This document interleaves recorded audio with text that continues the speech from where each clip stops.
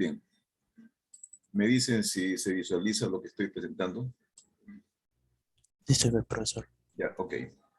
Bien, vamos a continuar esta parte, aunque ya les he recomendado, no solamente para esta material o lámina, sino para cualquier otro tema, siempre efectúen una lectura, ¿no? Bien.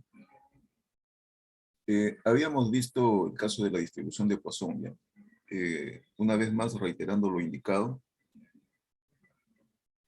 hay que prevalecer mucho en cuanto al modelo que resulte ser apropiado, ¿ya? Justificarlo lo más que se pueda para que el modelo, por lo menos de manera aproximada, pueda recrear alguna situación particular, ¿ya? ¿De acuerdo? Repito, estos son modelos teóricos. En la práctica, vamos a encontrar situaciones bastante aproximadas, ¿de acuerdo? El éxito está en que un modelo, por lo menos, pueda cumplir, ¿no?, con sus requerimientos básicos o mínimos, ¿no? Aquí hay una serie de complementaciones con respecto a algunas de las distribuciones, ¿ya? El caso de la distribución de Poisson. Esta distribución de Poisson, eh, para efectos prácticos, en el caso de que se requiera, es posible aproximarlo a la distribución binomial, ¿ya? ¿Ok? Eso no significa que la distribución binomial sea, pues, mejor distribución. No significa eso. Simplemente la aproximación es el hecho de que resulte ser quizá más tedioso evaluarlo con la distribución original y resulte ser mucho más simple, mucho más práctico, ojo, pero con el sacrificio de precisión a otro modelo, ¿no? ¿Cuál es ese otro modelo? La distribución binomial.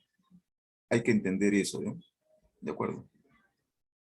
Lo que nos explica esta lámina es que eso es factible, es posible aproximar una distribución a otra, y nos lo dice de un punto de vista teórico, siempre y cuando n, correcto, o sea, en nuestro caso, sería, pues, diríamos algo así,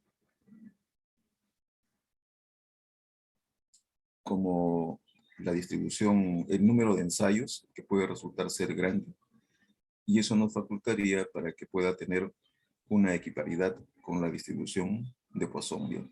Realmente el sentido que nos indica acá, hay que decirlo mejor, es que la distribución de Poisson resulta ser la distribución límite, y la distribución binomial la que aspira a asemejarse a ella, ¿de acuerdo? O sea, es la binomial la que se aproxima a la distribución de Poisson, ¿bien? ¿De acuerdo? En esa situación de equiparidad, eh, hay que nuevamente insistir en que aquí la teoría solamente nos dice de que por ahora, de que el n tenga que ser suficientemente grande. ¿Ok? No nos dice concretamente qué valor, aunque por ahí se han establecido ciertas reglas, ¿eh?, o recomendaciones. ¿De acuerdo? Y la probabilidad de éxito tiende a ser pequeño. Por eso que ustedes verán, uno es esto, la probabilidad, y el otro es el caso del número de ensayos. Ok. Eso es lo que faculta a que la binomial pueda ser evaluada a partir de una distribución de Poisson. ¿De acuerdo? Repito, en un sentido más de situación parsimoniosa. ¿Ok?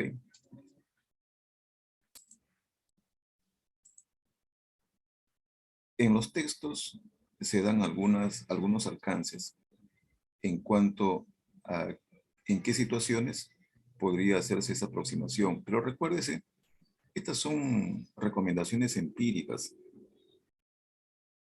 O sea, para decirlo mejor así, a algún curioso se le ha ocurrido replicar modelos de distribución binomial y se ha dado cuenta de que a la hora que el número de ensayos y la probabilidad del éxito resulte ser pequeño para ciertos valores, como que se parece a la distribución de Poisson. Pero hay que entender de que eso puede ser para ciertos casos, ¿de acuerdo? Esa aproximación en sí, entre comillas, demanda o tiene un costo de precisión, ¿de acuerdo? Nunca van a salir exactamente iguales, a menos claro que según la teoría, el N lo lleves al límite y la probabilidad de éxito también, en teoría. Por eso es que lo que ustedes observan en la parte superior de la lámina, aparece una recomendación, ¿no? Si es que la proporción de éxito es a lo más 0,1 y NP, que es el promedio de la binomial, estaría por debajo de 5, como que la regla te dice, bueno, si gustas, puedes aproximarlo a la distribución, ¿ok? Para obtener cifras también aproximadas. No van a ser exactas. Eso ya dependerá de uno, ¿no? De la exigencia que uno quiera imprimir en sus resultados. Ustedes, si gustan, hagan la prueba y van a ver que con la distribución original sale un resultado y con la distribución límite sale un resultado, podríamos decir en el mejor de los casos, aproximado. Hay diferencias, ¿eh? Ok. El ejemplo de rigor se cita a continuación, ¿ya? Ustedes pueden observar el enunciado en el cual es posible modelizar la situación a partir de una binomial. Recomiendo de que busquen los requerimientos para ver si el modelo es válido, ¿ya? Eso ya lo hemos comentado. La variable aleatoria, tanto en uno como en otro caso, parecen ser iguales porque contabilizan la cantidad de éxitos, solo que la binomial es libre, mientras que la distribución de Poisson restringe los éxitos a un lugar dado. El caso que se cita acá es que se tiene la probabilidad de un éxito, en este caso x igual a 3, el cual se obtiene a partir del modelo original. ¿Ok? Si uno utilizaría la distribución de Poisson, puesto de que la regla empírica nos da una impresión de que es posible, o sea, aplicarlo, observen ustedes, las restricciones lo permiten, entonces esa probabilidad binomial podríamos equipararla con una probabilidad de tipo de Poisson. ¿De acuerdo? Sería interesante que ustedes evalúen la probabilidad binomial y luego lo comparen con la probabilidad de Poisson. Y van a ver de que no siempre se obtiene una cifra exacta. Ya, repito, depende de uno, ¿no? De qué tan importante le pueda adjudicar a los resultados o hallazgos encontrados. ¿De acuerdo? Quizá para algunas situaciones sea muy importante trabajar con la distribución original, a pesar de que la tentación sea aproximarla a una distribución de Poisson. Por favor, hay que tener cuidado de eso, ¿no? De acuerdo. Aquí nos está diciendo de que utilice siempre el camino corto. El camino corto hay que saberlo usar siempre y cuando ésta no genere consecuencias. Si los resultados generan consecuencias, mejor utilizo toda la información. Ok. Igual, ahí viene a continuación otro ejemplo, ¿de acuerdo? Correcto.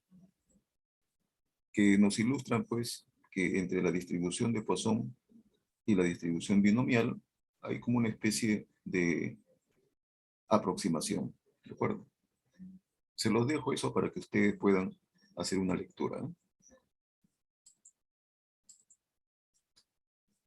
Hay otro tipo de distribuciones que tienen un objetivo distinto al de los anteriores, sobre todo aquellos que contabilizan la cantidad de éxitos.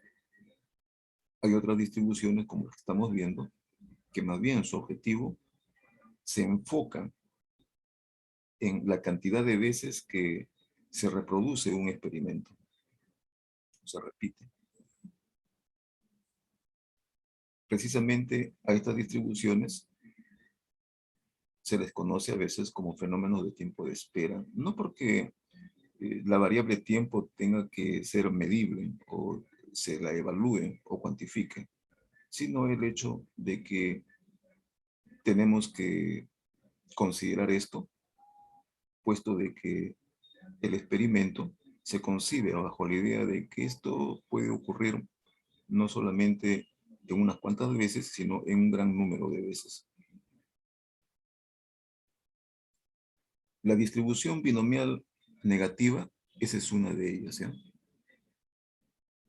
Este experimento,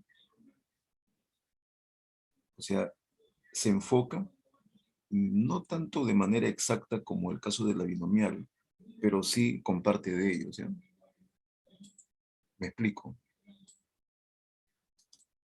La distribución de Bernoulli es una distribución semilla que origina a varias distribuciones, entre ellas la binomial, como la que hemos comentado. Y también a este tipo de distribuciones, pero con ciertas variantes, ¿eh? Lo primero que hay que observar es que alude a una población dicotómica. Como en el caso de la binomial, se tiene una población de éxito y fracaso. ¿Ok? La probabilidad de éxito en cada replicación o ensayo considera este modelo que tiene que ser constante.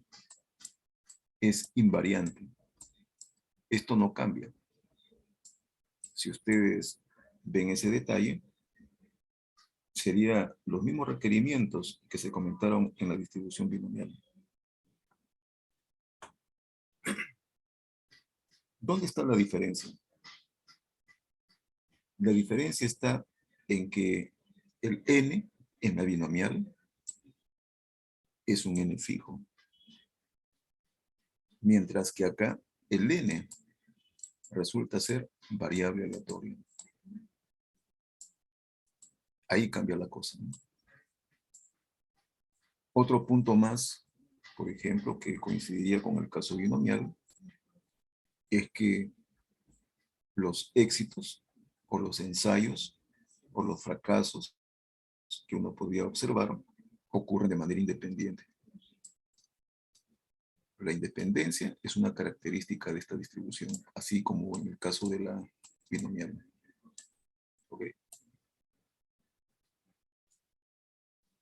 Al tener el número de ensayos como una variable aleatoria, acá la cantidad de éxitos, o sea, llamemos R, por ejemplo, número de éxitos. En este experimento, esos éxitos son fijos, no es aleatorio. ¿Ya? Ok. Entonces pueden ver ustedes los requerimientos, ¿ya? Voy a comenzar a denotar así. Primero, población dicotómica. Es una población de Bernoulli. Segunda condición, si quieres, se produce la independencia. Tercera condición, probabilidad constante. ¿Correcto? Número 4, los éxitos se fijan, no es variable aleatoria. Y la cantidad de ensayos, sí, esa constituye ser la variable de estudio. ¿Ok? Entonces, eso significa que un experimento binomial negativa es un proceso, ¿no? Que en su continuidad podría encontrarse los éxitos que uno busca en los primeros intentos o encontrar los éxitos quizá en un gran número de intentos. sea, con eso quiero dar a entender que el recorrido de la variable tendría un valor inicial, discreto, obviamente, y ese valor tendería a infinito. ¿De acuerdo? Eso es lo que diferencia a lo que sería un experimento binomial. ¿Ya? Tengan presente eso. Eso es lo que hay que justificar ahora en nuestros problemas. ¿De acuerdo? Esta variable aleatoria, que ahora constituye ser el número de ensayos, se puede definir de dos modos. En los textos, claro, algunos autores lo definen de una forma. Otros autores lo definen de una manera distinta. Nunca de las dos formas a la vez. Aquí en la lámina estamos tratando de presentar los dos escenarios para que tengan una mejor visión. En los textos solamente según dependiendo del autor, solamente nombra uno de ellos. ¿Ok? Esta variable aleatoria a veces se interesa por la cantidad de ensayos que se realizan con el experimento. Ese es un caso. Y en otro caso, se interesa por la cantidad de fracasos. Algunos autores, dependiendo de cómo definan la variable, han indicado entonces que si la variable representa, ahora lo voy a poner acá, como el número total de fracasos que ocurren antes de obtener R éxitos, entonces la distribución consecuente es denominada distribución binomial negativa. Así la denominan ya. Aunque ustedes van a leer, y algunos otros autores lo bautizan con otro nombre. No hay problema, ya tú puedes llamarlo distribución 1, distribución 2, pero no te olvides, en cada caso, mejor referirse a la variable. La variable es la que manda cómo vamos a evaluar los sucesos. ¿De acuerdo? Por eso que ahí estoy resaltando, ¿no? Número total de fracasos que ocurren antes de obtener R éxitos. Si tú defines tu variable de ese modo, allá sin importar cómo se llame la distribución, para decirlo mejor así, ¿ok? Esta va a tener una especificación muy definida. ¿Cuál es esa especificación? La fórmula que aparece acá. Es la fórmula que algunos llaman, claro, la distribución binomial negativa. ¿Ok?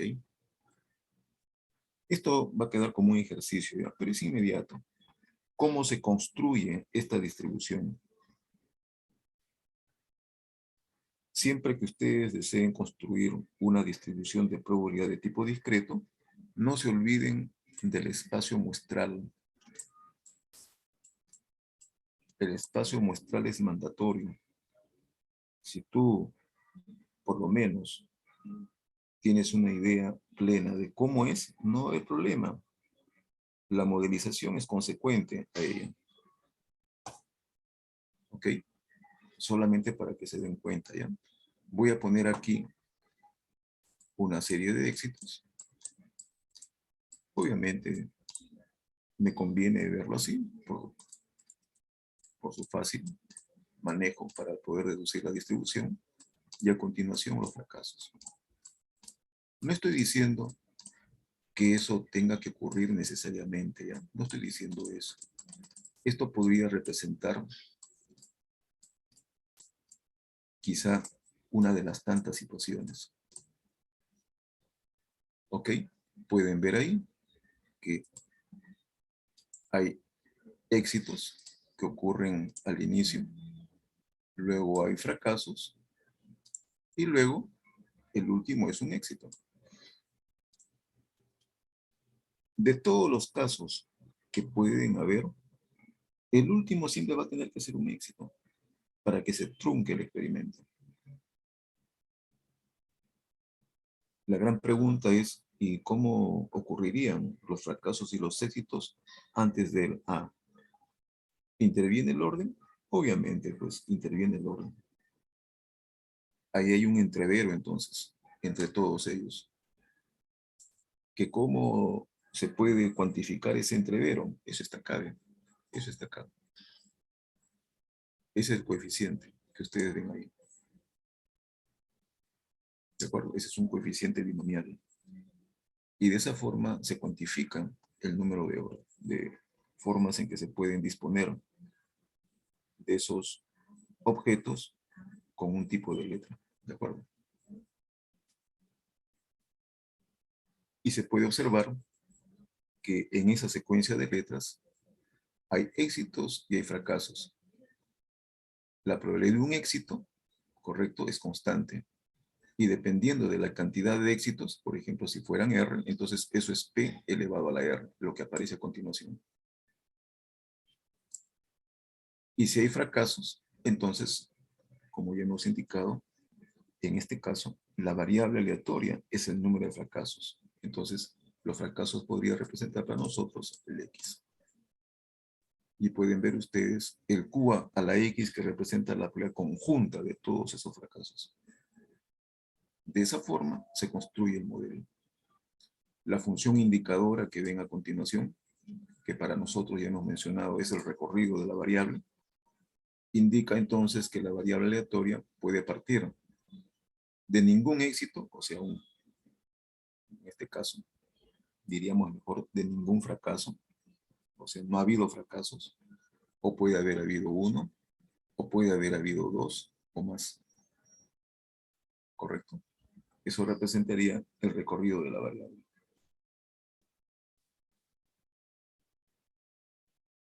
Ok, ¿ya? Algunos autores en los problemas denotan a la distribución binomial negativa con esta representación. X, variable binomial negativa, se distribuye, ¿correcto? De esa forma, con parámetros R, P. R representa el número de éxitos y P representa la probabilidad de fracaso. ¿De acuerdo? Eso es lo que tenemos que tener en cuenta, ¿ya? Nuestra variable aleatoria, ¿cómo se define? Hay problemas, como ya hemos indicado, que en su formulación especifican a la variable aleatoria. Sí o sí, la variable aleatoria aparece en la pregunta, aparece en la proposición que te piden evaluar probabilísticamente. Entonces, nos ceñimos a la variable y especificamos su distribución de probabilidad. ¿De acuerdo? Ok.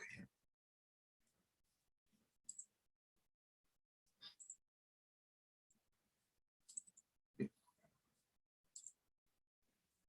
La función de distribución acumulada, solamente por formalidad, la enunciamos acá ya. No es nada práctico.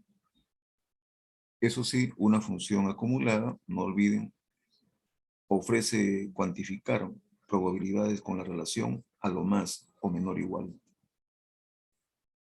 Caballero nomás, si tenemos que evaluar probabilidades acumuladas, habrá que obtener cada probabilidad exacta y luego sumarla, ¿no?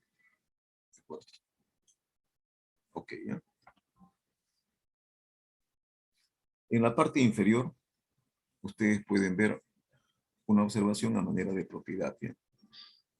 Si se tiene dos variables aleatorias independientes distribuidas cada una de ellas como una binomial negativa, cada una de ellas maneja su propia cantidad de éxitos, pero la misma proporción de éxito, entonces se puede invocar la propiedad aditiva. La ilustración se hace para el caso de dos, pero usted puede generalizarla, ¿eh? ¿De acuerdo? Por eso que nos dice que la distribución consecuente es otra binomial negativa, donde los éxitos se adicionan o se suman y se mantiene con la misma probabilidad de éxito. ¿De acuerdo? No se olviden, es propiedad aditiva. Acá aparece la segunda versión de este modelo. Correcto. La manera como se define ahora la variable aleatoria ya no es el total de fracasos, sino es el total de pruebas requeridas para obtener exactamente R éxitos. O sea, ¿qué implica acá? Que la variable aleatoria cuantifica, claro, tanto los fracasos como los éxitos hasta el último de ellos. ¿Ok? El espacio muestral es el mismo como en el caso anterior. ¿De acuerdo? Ustedes pueden ver, una vez más, omega, y otra vez por conveniencia podríamos haber puesto los éxitos, parte de ellos al inicio, luego los fracasos a continuación,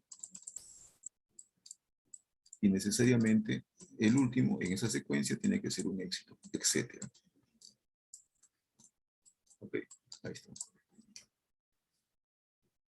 Pero como ahora hay que contabilizar a todos ellos, la variable aleatoria es esta.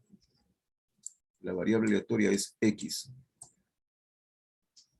Pero sabemos que parte de esa secuencia, voy a ponerlo mejor acá así, parte de esa secuencia implica que hay R éxitos. Si hay R éxitos, es fácil deducir cuántos fracasos hay, ¿no? ¿Es cierto? Ok, pues es la diferencia. Pues. Ok. Y en esa secuencia, otra vez más, la pregunta es, si el último tiene que ser, el último intento o extracción tiene que ser un éxito, entonces los intentos anteriores, ¿de cuántas formas podrían arrojar resultados? Y esa es una permutación con repetición de elementos. ¿Correcto? Que ustedes pueden ver acá. Esto denota la cantidad de casos o formas posibles. ¿De acuerdo? Lo que sigue a continuación es obvio. Hay R éxitos y su probabilidad conjunta es P a la R, porque se comportan de manera independiente. ¿Cuántos fracasos hay? Hay N menos R. Y su probabilidad conjunta es Q elevado a la N menos R. Correcto. Y de esa forma obtenemos el modelo. Algunos autores, como por ejemplo el autor Moya, con su libro de probabilidades e inferencia estadística, define a esta distribución como la distribución de Pascal. ¿Correcto? También algunos le llaman distribución binomial negativa. No olvidar, ¿ya? No estamos en controversia qué nombre tiene, ¿ya? Simplemente yo les comento lo que aparece en la literatura, en los textos. Algunos lo nombran como Pascal, otros lo nombran como binomial negativa. Pareciera que no hay un consenso así. ¿De acuerdo? No nos hagamos problema de eso. Si nosotros de repente en nuestro tema lo denominamos Pascal a uno y binomial al otro, solamente es para notar una diferencia entre ellas. ¿Cuál es esa diferencia? Es la variable aleatoria. ¿De acuerdo? Cuando tengas que referirte a este modelo, correcto, entonces habrá que especificar que X, variable aleatoria, representa el número total de pruebas requeridas para obtener exactamente R éxitos. Eso es lo mandatorio. ¿De acuerdo?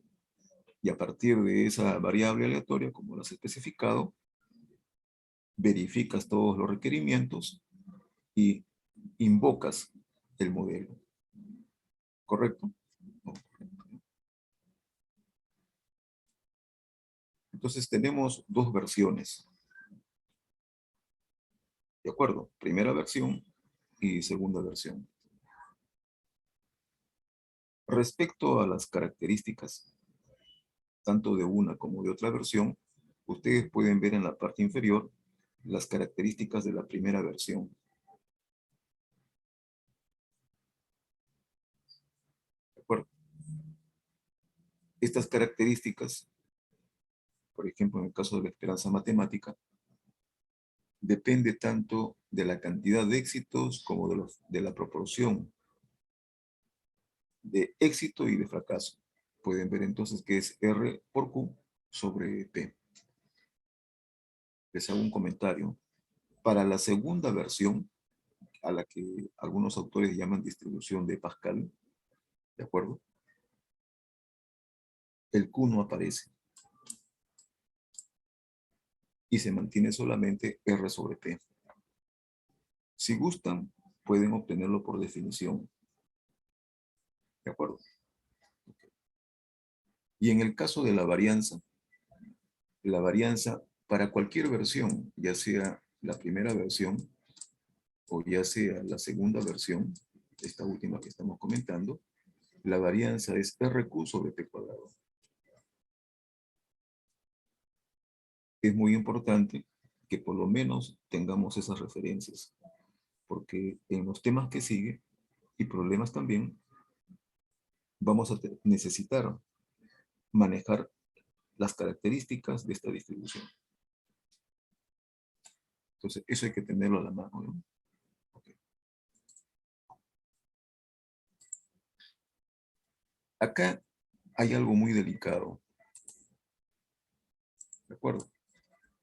Esta nota, se lo comento, lo encontré en el libro de Meyer, el único. Otros no los nombran para nada.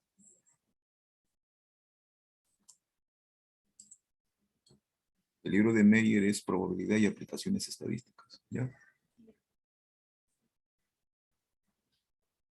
Puesto que la distribución binomial negativa, o distribución de Pascal, como quieras llamarlo, al manejar, pues, una secuencia de replicaciones del experimento, o sea, y de manera infinita, es obvio, es entendible, que no podamos tener una tabla, ¿no?, de probabilidades. Porque nunca acabaríamos, pues, de especificar las probabilidades, ¿de acuerdo? De todos los casos. Entonces es un absurdo pretender construir una tabla para una distribución binomial negativa. Caballero, hay que evaluarlo manualmente. ¿De acuerdo? Entonces, en Meyer aparece una alternativa. ¿Qué significa acá? Siendo la distribución original una distribución binomial negativa, voy a llamarla también O Pascal,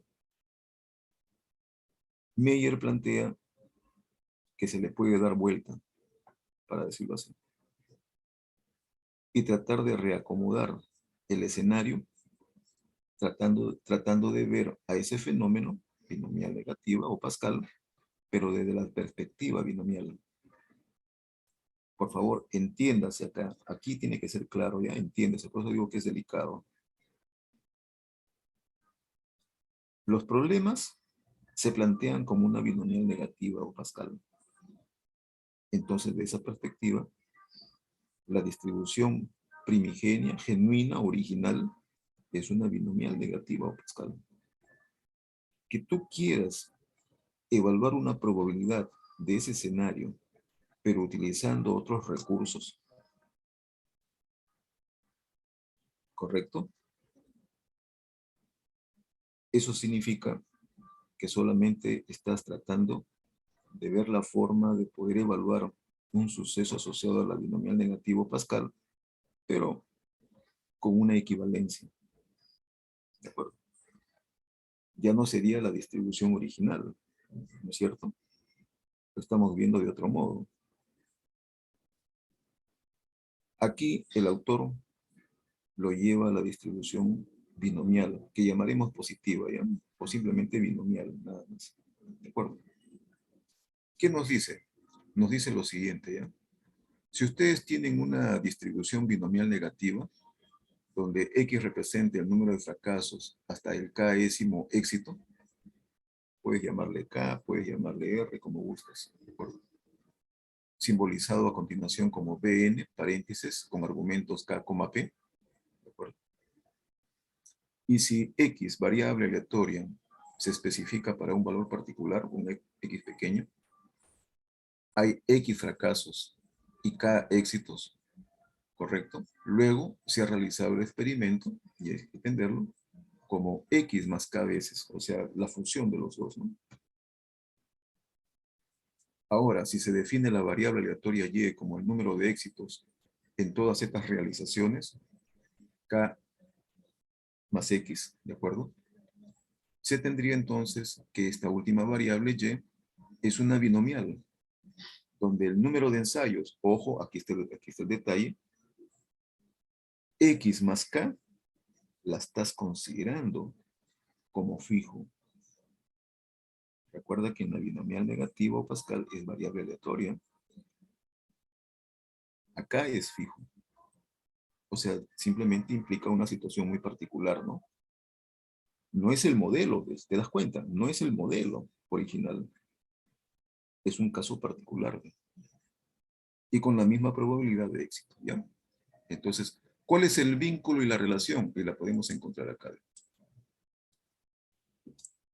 Una probabilidad binomial negativa de a lo más X fracasos, este puede ser entonces equivalente a calcular una probabilidad binomial, correcto, de por lo menos K éxitos. ¿De acuerdo? Ok, ¿ya? Entonces, y uno diría, pero ¿con qué finalidad? La finalidad es que llevándolo a una situación ya muy particular de una binomial, puedas hacer el uso de la tabla binomial. ¿De acuerdo? Ese es el alcance que ofrece el autor. ¿De acuerdo? Bajo la idea de que evaluar con la distribución original resultaría ser de repente demasiado tedioso. Si tú tienes posibilidad de evaluar la probabilidad binomial negativa o Pascal directamente, hazlo. ¿Correcto? Si es manejable la situación, hazlo. Quédate con la distribución original. Si ves que es ya muy tedioso, ¿correcto? Ahí podemos tomar, ¿correcto? La vía práctica. ¿De acuerdo? Ok, ya.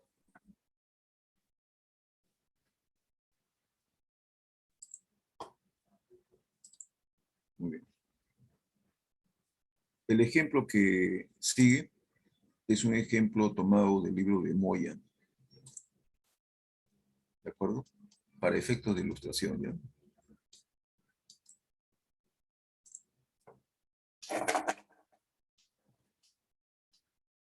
Sánchez Castañeda se encuentra. Sí, profesor. Un servicio, lea el enunciado, por favor, ¿ya? Es lo único que le pido. Sí.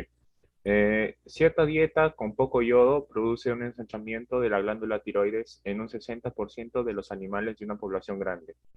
Se necesitan 4 animales con glándulas tiroides ensanchadas para un experimento. Defina la variable aleatoria X como el número de animales seleccionados hasta que 4 de ellos sean con glándula tiroides ensanchada.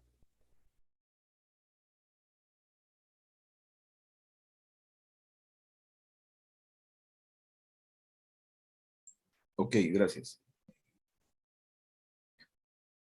Jóvenes, estos autores, si ustedes ya se habrán dado cuenta, muchas de las ilustraciones que nos muestran en sus libros, mayormente, no digo todos, ¿sí? Mayormente, es más para familiarizarse con la parte mecánica, o sea, cómo calcular, ¿no?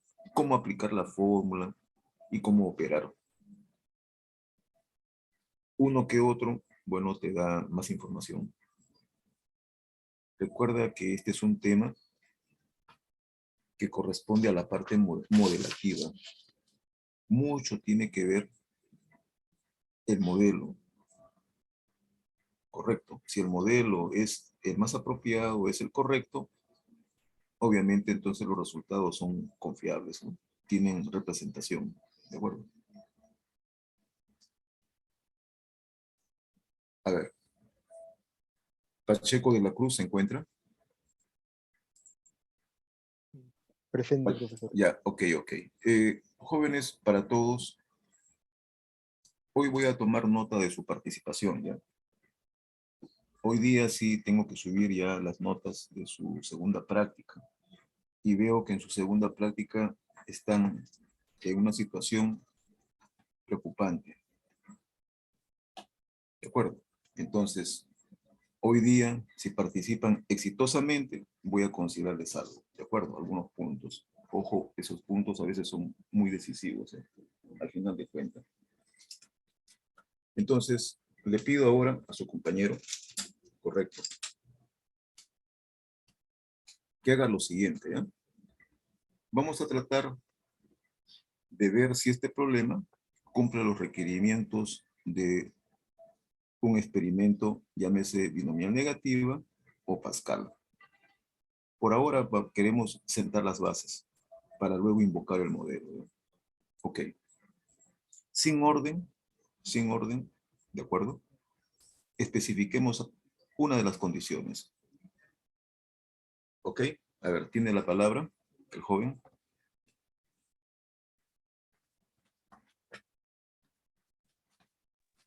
Bueno, profesor, en primer lugar la dicotomía sería, ¿no?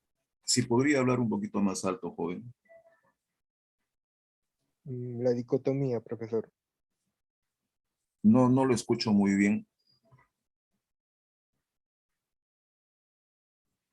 ¿No desea Dicotomía, participar? disculpe, ¿se me escucha? A ver, un poquito más alto. No, decía la dicotomía, profesor. Ok. Ya. A ver, un ratito, a ver, vamos a ver. Aquí estamos. Así. Usted se apellida Pacheco, ¿no? ¿Su apellido joven? Pacheco, profesor. Ya, Pacheco de la Cruz. Ok, la dicotomía. Perfecto. ¿Me puede decir qué tipo de dicotomía hay en este problema? El que tenga o no tenga glándula tiroides ensanchada, Ya, profesor. ya, ok. Navarro Inga se encuentra. Sí, profesor, presente. A ver, otra condición más.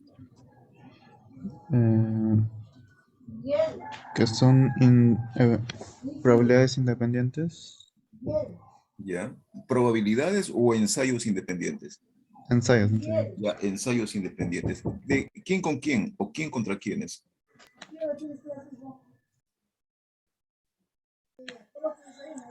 Profesor, disculpa.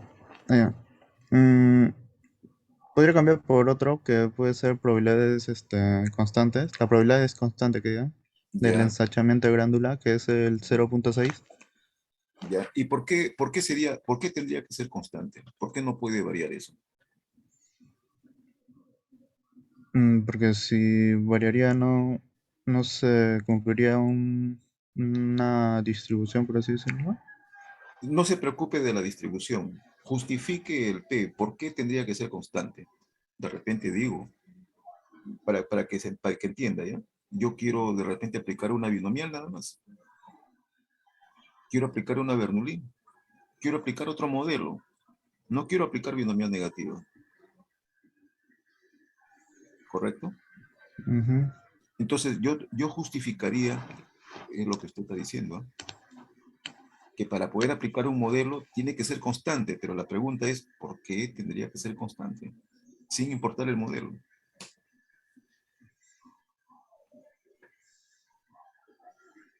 ¿Qué es lo que Mm, respalda para que ese P se mantenga fijo?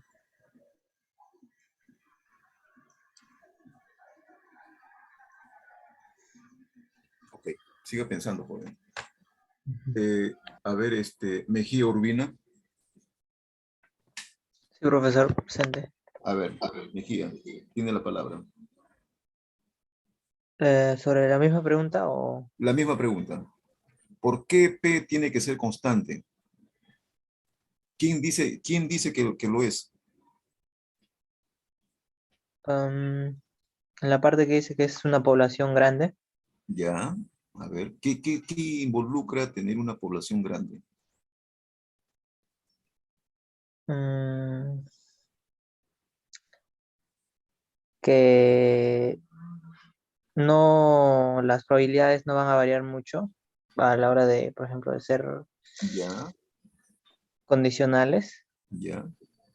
O sea que me está tratando de decir de que el hecho de encontrar a un animal con ese tipo de caso, que es glándula tiroide ensanchada, claro, podría tal vez haber un pequeño cambio entre uno y otro animal, ¿no?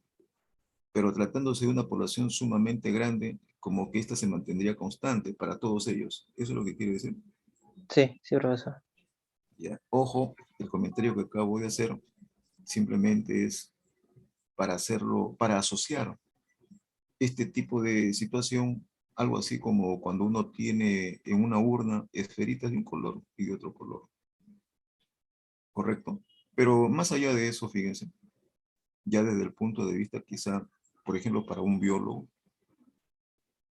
tal vez haya considerado el hecho de encontrar animales con casos como el que se menciona, ocurren, diríamos así, casi de manera constante. O sea, algo así como que tiene los mismos síntomas, tiene las mismas características, las mismas manifestaciones, y por lo tanto, la probabilidad de encontrar un animal con esas características está a ese nivel.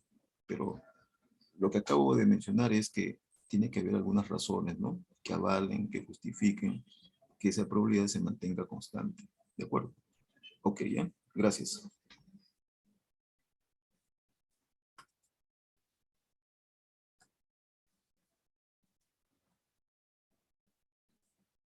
De la Cruz Castro. ¿Se encuentra? Sí, profesor. Ya, a ver, ¿qué otras Sí, características o condiciones requiere la distribución binomial negativa o Pascal? que el número de fracasos ocurra antes de obtener una cantidad de éxitos. Ojo, esa es la variable aleatoria, ¿no? Esa variable aleatoria tiene algunos otros detalles, como que, mm, por ejemplo, su compañero hizo un comentario, ¿correcto? El hecho de que la población es grande y de encontrar a un animal con estas características, que bien podría tener una pequeña diferencia de ocurrencia con cualquier otro animal, pero pasa desapercibido. Y como que sería algo equivalente, por no decir exactamente constante, ¿ya? Ok. Mírelo eso, una vez más, como urna, donde hay esferas de un color y de otro color. Si usted saca una esfera y la esfera es roja, digamos, animal, con glándula tiroides ensanchada, ¿correcto? Y quiere sacar otra esfera, ¿de acuerdo? La pregunta es, ¿importa o no importa el conocimiento de la prueba anterior? No, porque como la población es muy grande, sacar un solo elemento no afectaría tanto, bueno, ¿Ya? casi nada a la probabilidad. ¿Ya? ¿Y eso qué implica en términos de realizaciones? Que Que la, un que la ensayo, probabilidad se mantendría constante ya ese es uno, pero hay otro, que un ensayo con respecto a otro, ¿cómo se comportan? de manera independiente. Ah, ahora sí, no se olvide de eso, ¿eh? No se olvide de eso. ¿De acuerdo? Ok. Y finalmente ya, viendo que todos los condicionantes, todos los requerimientos se dan, se cumplen, entonces ahora podríamos modelizarla, ¿no?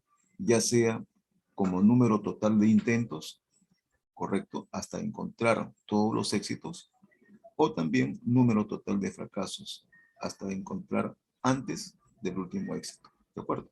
Ok, ¿ya? No se olviden, jovencitos, miren, estos requerimientos son bastante sencillos, son bastante simples, pero hay que anotarlo en la solución del problema. Los autores a veces lo pasan por alto, considerando que el lector ya sabe, pues, ¿no? Ya maneja todo eso, pero eso hay que demostrarlo. Muy bien. ¿Qué nos piden acá? El autor pide hallar la función de probabilidad de la variable aleatoria X, hallar la función de distribución de la misma variable y luego evaluar probabilidades, así como sus características básicas. ¿De acuerdo? Ok. Para hallar la función de probabilidad, por ejemplo, algo más jóvenes, Si tuviéramos, para nuestro caso ya, una pregunta similar a como se formula en la parte A, no te olvides que te están pidiendo la demostración. La deducción no solamente es poner los requerimientos y decir, ah, esta es la función. No, no, no. Hay que deducirlo a partir del espacio muestral, para nuestro caso, ¿ya? ¿De acuerdo? Veamos qué es lo que hace el autor acá. ¿Ya? Miren lo que hace el autor acá. Correcto. Define la variable aleatoria. Pueden ver ahí.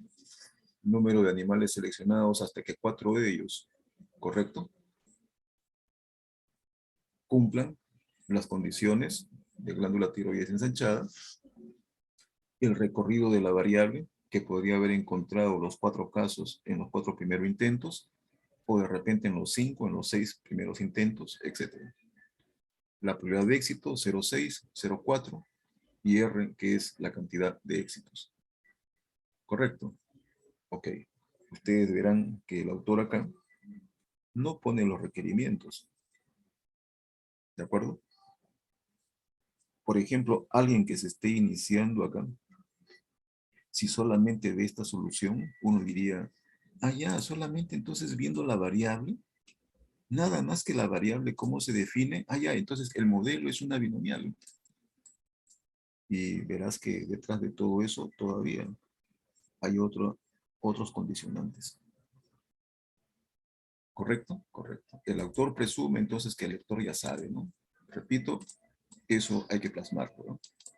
Ok. Habiendo especificado la variable aleatoria de esta forma, entonces, la función de probabilidad, según el autor, estaría expresado de esta manera. Y ojo, no demuestra nada. ¿De acuerdo? Esa invocación de hallar la función de probabilidad, mejor hubiera dicho señalar, ¿no? Señalar, bueno, tengo ahí mi formulario y digo, ah, esta es la fórmula, se acabó. ¿De acuerdo? Hallar implica obtener. Y obtener, en este caso, es demostrar.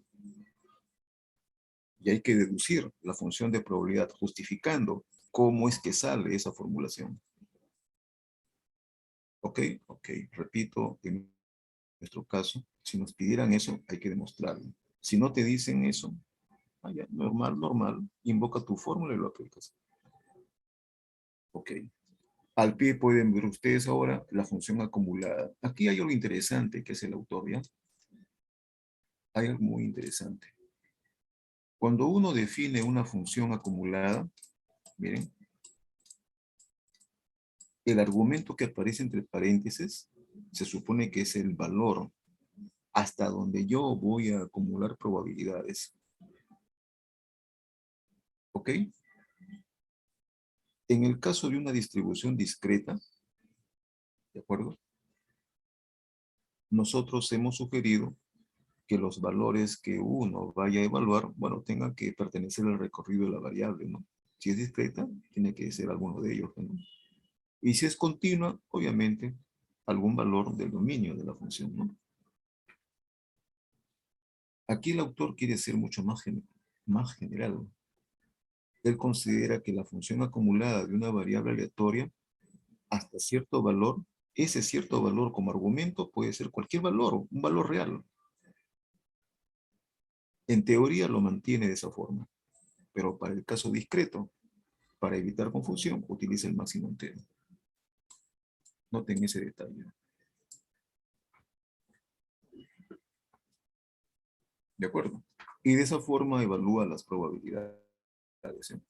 ¿De acuerdo? Ok, entonces, caballero nomás, no hay una función práctica. Aquí lo único que queda simplemente es operar y hacer el trabajo de cálculo. ¿De acuerdo? Ok, ¿ya?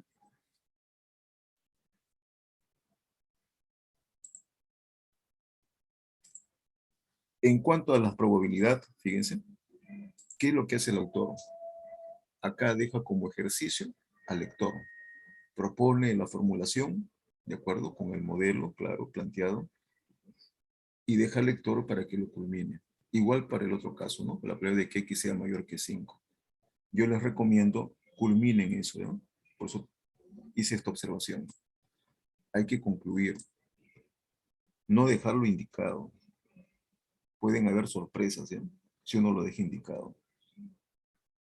Y en el caso de la esperanza matemática y la varianza, él, desde el punto de vista de este modelo, correcto, considera que es la cantidad de éxito sobre la probabilidad de éxito para el valor esperado, y eso es 40/6. Aquí nos va a dar un resultado, con fracción seguramente, pero hay que saber interpretar eso, ¿ya? Eso representa el promedio de algo. Pregunta para todos, ¿promedio de qué? ¿Es el promedio esperado de qué?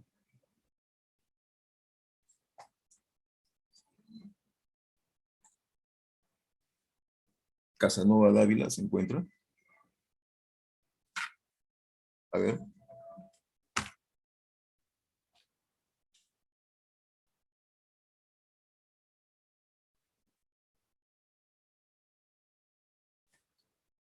Esa es su opinión. Ok.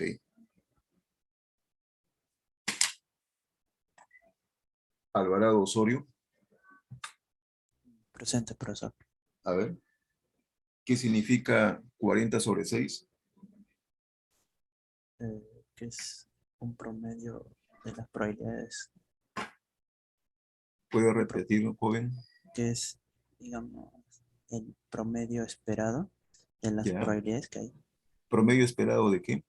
de las probabilidades de que los Ya. números animales sean, Esa es su tengan opinión, glándulas. joven. Esa es su opinión. Adauto Guamán. ¿Se encuentra? ¿Me escucha? ¿Me escucha? Adauto Guamán.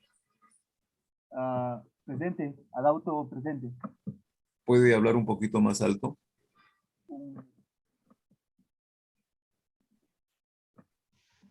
¿Se me escucha? Sí, a ver. ¿Qué representa 40/6? La misma es el promedio, profesor, que sería la esperanza Ya, matemática. ya, sí, sí, sí, ya sabemos eso, es el promedio, es el valor esperado, pero ¿de qué? De los animales, justamente que se está buscando que sean, bueno, del caso, ¿no? Sí, pero ¿de qué? Pues ¿de qué? ¿Promedio de qué? ¿Promedio de animales? ¿Algo así? No, el promedio de animales hasta que salgan los 4 indicados, ¿no? A ver, a ver. A ver, ¿alguien que desee participar? ¿Qué representa 40/6? Su compañero, la idea va por ahí, pero la redacción, la manera como lo dice, ¿ya? Hay que ser también claro. Profesor, podría ser, bueno, el valor esperado de la cantidad de animales que tienen la glándula pequeña antes de que tengan las 4 animales con las glándulas grandes. Ya, ya. Ojo que todo se centra en los animales que tienen este tipo de glándula, ¿no? Glándula tiroides ensanchada. ¿Ok? Ya, voy a ponerlo mejor así, ¿eh? Siempre que ustedes quieran interpretar, tienen que dirigir la mirada a la variable aleatoria. ¿Correcto? A ver, ¿cómo lo definió el autor? ¿Alguien me puede decir? A ver, retención. Si alguien vio la lámina. ¿Qué define? ¿Número de qué?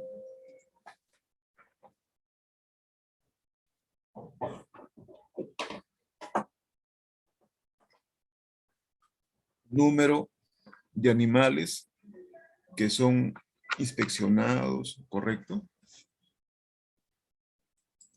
Aquí está. Número de animales seleccionados hasta que 4 de ellos tengan glándula tiroides ensanchada. ¿No es cierto? Voy a reiterar eso acá. ¿Eh? Aquí está. Esa es la variable aleatoria. ¿Eh? Número de Animales seleccionados. Animales seleccionados. Ahí están. Seleccionados. Correcto. Entonces, ustedes deben recordar simplemente su estadística descriptiva. ¿Se acuerdan cuando decíamos qué es un parámetro, qué es un estimador? Y nos indicaban, mira, cuando quieras tú referirte a un parámetro, llama a la variable y ponle su apellido. O sea, agrega algo más. Y por eso que hablábamos, ¿no? ¿Se acuerdan? Demanda promedio. Estatura media. Y eso alude a una característica común, ya sea para una población o una muestra. Si era población, ¿qué decíamos? Ah, la real estatura promedio. Para una muestra, es una estimación. Entonces sería el promedio de talla estimado. Listo. Ya me estoy refiriendo a la muestra, entonces, ¿no? No exactamente, pero la idea va por ahí para el caso de variables aleatorias. Cuando uno calcula su esperanza matemática, ya se sabe, ¿no? Que la esperanza matemática es un promedio esperado, pero tiene que ser de algo. Entonces, cuando queremos decirlo así, con sus puntos sobre las IES, entonces lo que hacemos es mirar a la variable. Y la variable dice número de animales seleccionados. Entonces, ¿qué sería? Sería el promedio esperado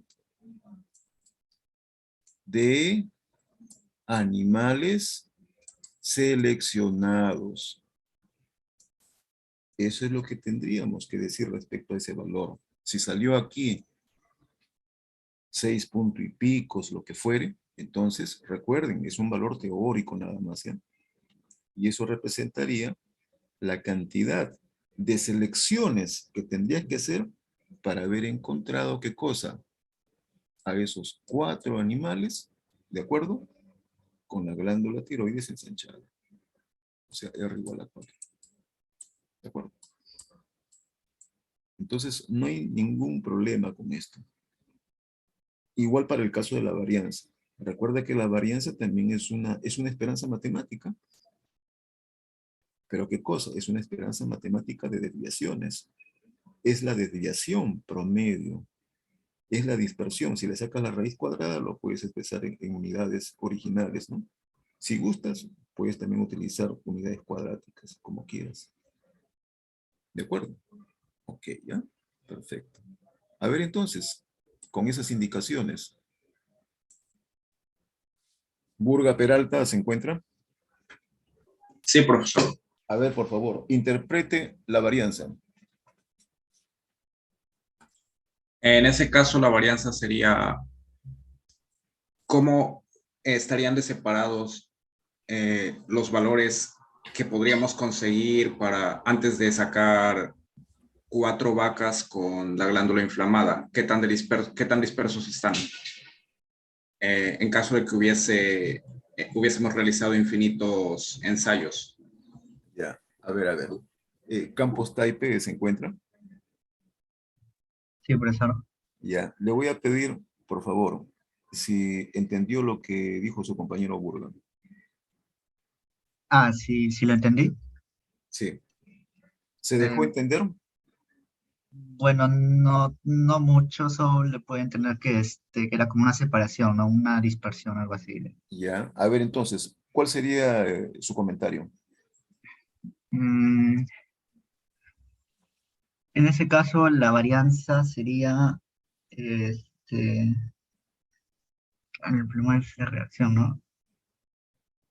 En el caso sería como un valor de dispersión, ¿no? O sea, ¿cómo sería?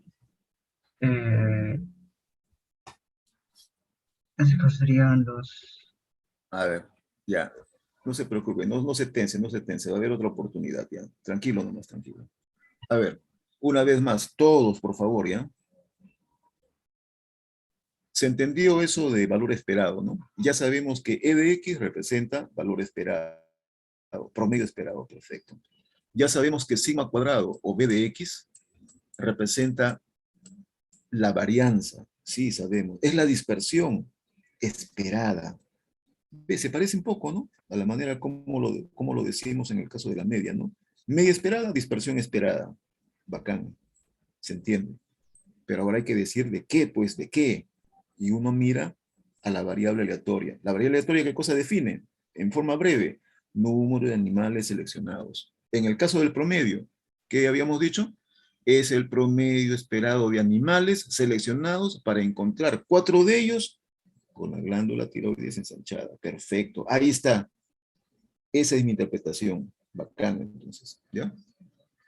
Ahora la varianza. Por analogía nada más, pues. ¿Qué diríamos entonces? La dispersión, ¿correcto? Esperada. ¿Cuánto es? 40/9, ¿no es cierto? Pero eso representa ¿qué cosa? ¿Eso qué cosa es? 40/9. ¿Qué es? ¿Kilogramos? ¿Es metros? ¿Es animales? ¿Qué cosa es esa? ¿Alguien me puede decir?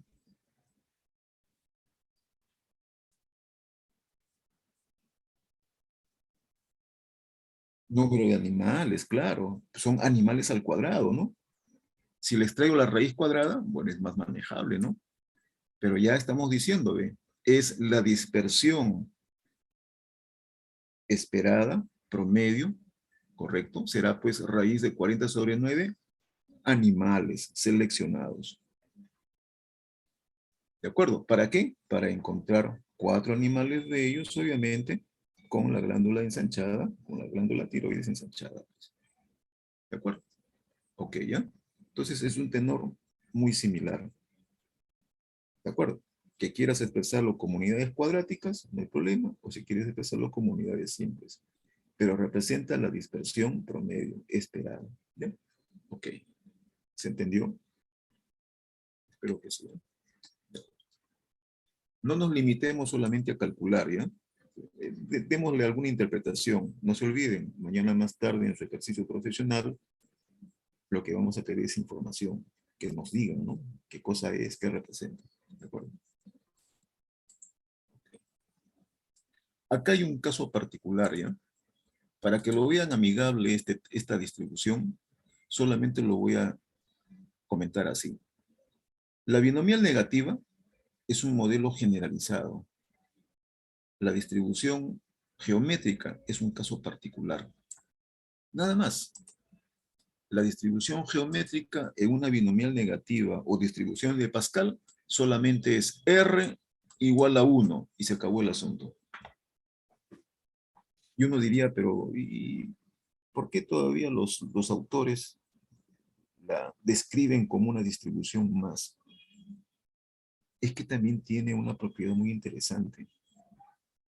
Hay muchos fenómenos en la naturaleza o actividades o procesos que se asocian a una distribución binomial negativa o Pascal restringida solamente para un éxito, llamada distribución geométrica. Es muy interesante, jóvenes, ¿ya? Miren, el modelito que ustedes tienen acá es un caso particular del modelo general. Primera versión. Deduce para la segunda versión. Ya no hay problema con eso. Ponle R igual a 1 y vas a simplificar. ¿De acuerdo? Ok. Algunos autores denotan a esta variable aleatoria. Sería muy similar como en el caso de la binomial negativa Pascal, como número de fracasos, ¿no es cierto? Hasta antes de encontrar al único éxito. O también número total de intentos hasta encontrar el éxito buscado. Solamente se hace referencia a un éxito. ¿De acuerdo? Ok, ¿ya? Es una geométrica con parámetro P. Todos los requerimientos que se hizo a la binomial negativa también son válidos acá. Recuerda, la única diferencia nada más es que la distribución binomial negativa o Pascal generaliza a R éxitos. Acá no, acá solamente es uno. ¿Ya? Más fácil. Míralo, mira el espacio muestral. Y esto lo hemos comentado en una oportunidad. ¿Ve? Como un diagrama, como un algorigrama. ¿Ve? Éxito o fracaso. ¿Ve? Si sale fracaso, sigues buscando al éxito. Puede salir éxito en el segundo intento. ¿No es cierto? etcétera. Voy a poner puntos suspensivos, ¿ya? Para indicar que esto continúa. Así de. Éxito o fracaso.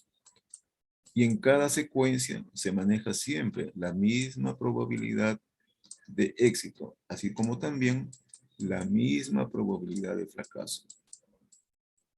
Ok, ok. Ahí está. ¿De acuerdo? Correcto. Si nos pidieran deducir, construir el modelo, lo podemos también obtener de manera directa, sin invocar a la distribución binomial negativa. ¿Correcto? Viendo solamente el diagramita, yo puedo especificar E, omega. ¿Correcto? Como éxito a la primera, de repente éxito a la segunda, el anterior fue fracaso, etc. ¿De acuerdo? Puntos suspensivos. Y fácilmente podemos obtener el modelo, ¿eh? Si es que pidieran, claro, construirla. Correcto. A partir de ahí se deduce su función acumulada, se deduce sus características, etc. ¿De acuerdo? Eso es lo que se sintetiza en esta lámina, ¿eh? Pueden ver la función acumulada. Ojo, no se olviden, es la primera versión. Segunda versión aparece en la parte inferior derecha. Aparecen las características también de la primera versión. ¿De acuerdo? Se puede deducir rápidamente para el caso de la segunda versión. En la segunda versión, solamente hay que hacer esta corrección nada más. Q no está en el valor esperado. Solamente aparece aquí 1, la unidad. Es la unidad nada más. 1 sobre P. ¿Ya? Correcto. Todos los textos básicos aluden a la distribución geométrica, ¿ya? No hay problema con eso. Ahí está, 1. ¿De acuerdo? Ok. Pero, ¿cuál es la gracia de esta distribución? O sea, ¿qué es lo que lo hace interesante? Por favor, observen esto, jóvenes, acá. Es una propiedad muy interesante que nosotros, tal vez intuitivamente, ya lo hemos captado en diferentes casos o situaciones. Es la falta de memoria de la distribución geométrica. ¿Qué significa falta de memoria? El hecho de querer evaluar la probabilidad de que tengamos que replicar, ya sea ensayos o fracasos más, ¿de acuerdo? Conociendo de antemano para otro tipo de situaciones que previamente han ocurrido, la falta de memoria simplemente nos está diciendo de que, oye, mira, eso que tú viste que ocurrió, eso no tiene mayor impacto acá, no tiene relevancia, eso guárdatelo para ti. Si tú quieres observar el comportamiento del fenómeno en los subsiguientes ensayos, es como borrón y cuenta nueva. ¿De acuerdo? Ese es el mensaje con esta propiedad. Por eso que ustedes ven acá, pueden observar la probabilidad de que X, variable aleatoria, sea necesario observar el éxito en K más H intentos, o al revés también, H más K intentos, sabiendo de que en los primeros H intentos no pasó nada, eso es tan igual como calcular simplemente la probabilidad de encontrar el éxito en los K intentos subsiguientes. A partir de ahí, ¿de acuerdo? Se conoce como falta de memoria, ¿ya? Ejemplos prácticos. Lanzas un dado legal, ¿correcto? Justo, y verás que si en los primeros 5 lanzamientos no salió el as 1, teniendo eso aparentemente como información, y te pidieran encontrar el as, el 1, en los siguientes 3 lanzamientos, esto es como volver a comenzar. Borrón y cuenta nueva. La experiencia en los 5 lanzamientos anteriores no te sirve de nada. Repito, siempre y cuando el dado sea legal. ¿De acuerdo? Ese es el mensaje, ¿eh? ¿Ok? Ok. ¿De acuerdo? Cuando se tenga una situación de este tipo, se puede evaluar esta probabilidad de una manera práctica. Solamente representa esto. Repito, esto está asociado, ¿correcto?, a una falta de memoria, ¿ya? ¿De acuerdo? Vean la gráfica, por favor, vean la gráfica. Una distribución geométrica con un P igual a 0,7, por favor observes este detalle. Obviamente es alto esa proporción de éxito. El éxito tiene que ocurrir en los primeros ensayos. ¿De acuerdo? Tiene que ocurrir necesariamente en esos primeros ensayos y con poca probabilidad en los subsiguientes. ¿De acuerdo?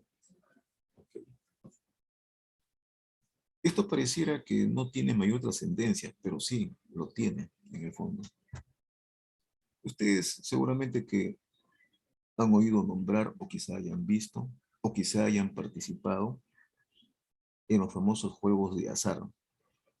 En esas casas de juego, si alguien tuvo la curiosidad de repente, ¿no? Correcto. Ya. Voy a tocar el tema simplemente, de manera breve, sobre máquinas de juego, pero que obviamente se fundamentan en el principio de la aleatoriedad. No máquinas cargadas, ajustadas, ni nada de eso. Eso ya es otro tema, ¿ya? Ok. Claro, para obtener, por ejemplo, un éxito, sabiendo y teniendo conocimiento de las reglas de un juego, es poco probable, ¿no? Claro, la probabilidad ya no será 0,7 como en el ejemplo que se señala, sino será pues menor, pues. ¿De acuerdo? Ok, ¿ya? Solamente para entender, ya voy a hacer esta ilustración. Aquí está el X, aquí está P, la probabilidad. Voy a considerar algo parecido a esto, ¿de acuerdo? En que, repito, solamente es para ilustrar, ¿ya? Ilustrar. Voy a ponerlo así. Voy a ponerlo de esta forma. Que eso sea la representación de una distribución de probabilidad geométrica. ¿De acuerdo? Digamos para un P menor que 0,5. ¿Ya? Ok, voy a poner aquí. Adrede nada más. Un P igual, por ejemplo, 0,3. Ya está. Sigue siendo una distribución asimétrica. Según el gráfico, repito, es una ilustración, ya no digo que sea exactamente. Según el gráfico, esto estaría sugiriendo pues que ese éxito buscado en una geométrica debiera ocurrir con mayor probabilidad para cierto valor, ¿no? Entonces, si esto fue, por ejemplo, X igual a 0, a 1, a 2, entonces por acá, estaría viendo yo, correcto, más o menos el lugar donde habría mayor probabilidad, ¿no? Para poder encontrar a ese éxito buscado. ¿No es cierto? Ok, ese es el primer mensaje. Eso no significa que tenga que salir. De repente no sale. ¿No es cierto? Claro, pero ahí estaría probabilísticamente la mayor situación. ¿De acuerdo? Ok. Entonces, en las casas de juego, y eso se lo cuento por experiencia de un colega, correcto, que ya no está en este mundo ya. Él, su formación era matemático. Y le atrajo un poco esto, la curiosidad de ver el comportamiento de los resultados. Y claro, en ese conocimiento se topa con gente que ya concurren frecuentemente.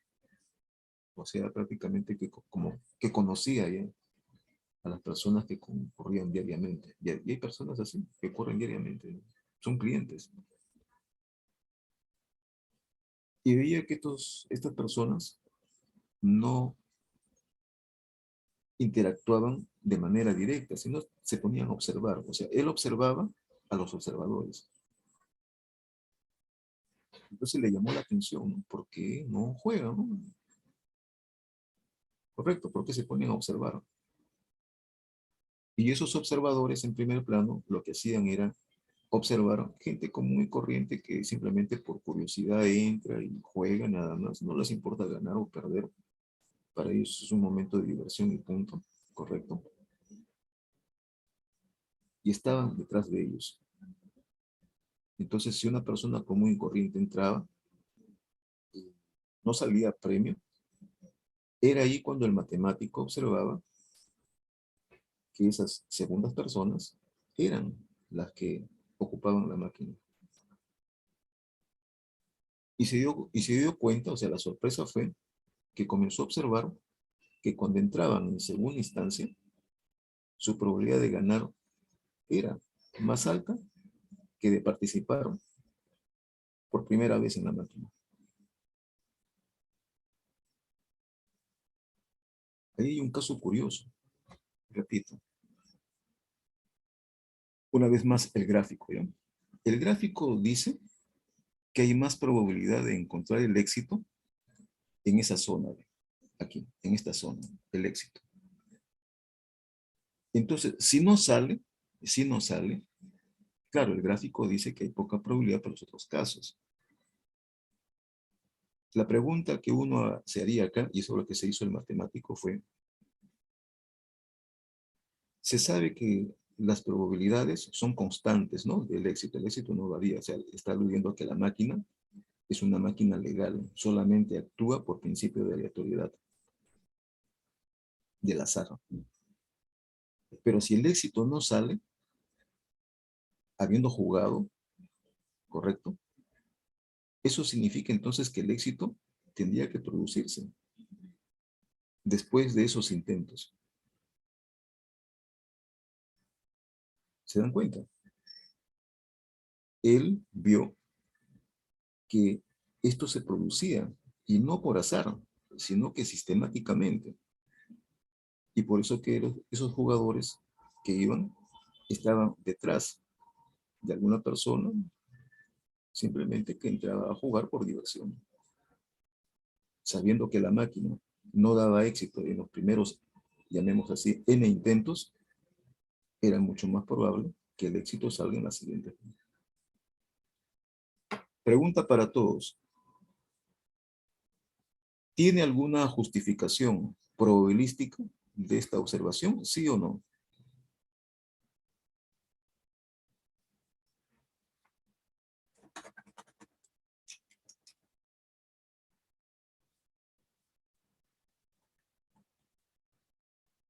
Sánchez Castañeda, ¿se encuentra?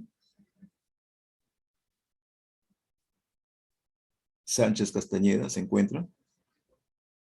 Se puede. Sally Rosas Ávila, ¿se encuentra?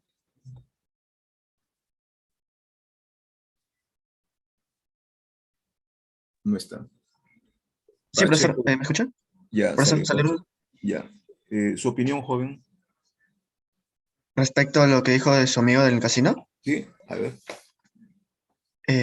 que hacer un análisis de probabilidades nos puede beneficiar en saber cuándo podemos apostar o no para tener una mayor probabilidad de ganar. Ujú. O sea, según el comentario que se ha hecho, el matemático tendría razón de que segundas personas que entran a jugar después de las primeras, que solamente entran por diversión, son más propensos a ganar, ¿sí o no?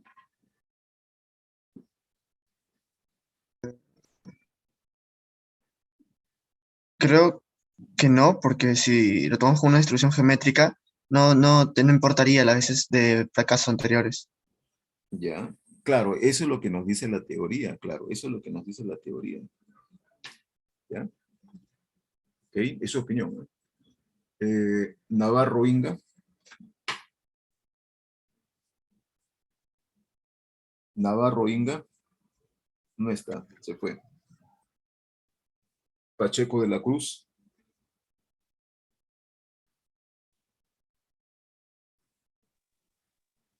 No está, ok. Pregunta para todos, ¿eh? Miren, es muy simple esto, jóvenes. Tú tienes un dado no cargado, un dado legal, un dado justo. ¿Ok?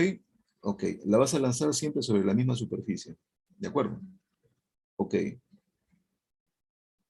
Si sale 6, estás aprobado en el curso.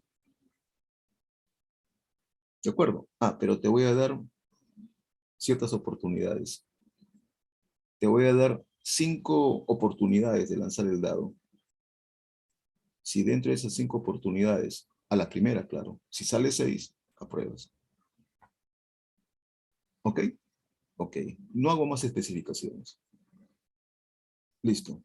Lancemos entonces, ¿ya? A ver, primera vez. ¿Podría salir el 6? Bueno, sí. O de repente no. ¿Ok? Segundo lanzamiento, en el caso de que no haya salido. Obviamente, bajo un principio de aleatoriedad, cualquier resultado anterior no me sirve de nada, ¿no?